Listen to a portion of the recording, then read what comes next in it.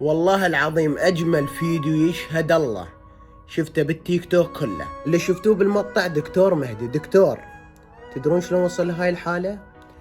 دا يسوي عملية لابنه، أثناء العملية ابنه توفى. نقول ربك أخذ أمانته. شفتوا ايش صار بيه لو لا؟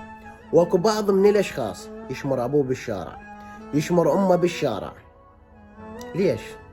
مو مرتي قالت لي ما يعجبوني شمرهم بالشارع. شفت شي يصير بأبوك وبأمك إذا صار لك شي لا سمح الله؟ إذا فارقت الحياة شفت شي يصير بيهم؟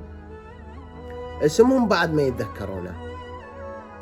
حضرتك تجي أشمر أبوي بالشارع يا مرتي ضاجت منه، أو أوديه بدار المسنين، أودي أمي أبوي بدار المسنين. ليش؟ بعد ما أقدر الهمان، ما أقدر أعيشهم، ما أقدر أدير بالي عليهم. دار المسنين أحسن. لا مو أحسن.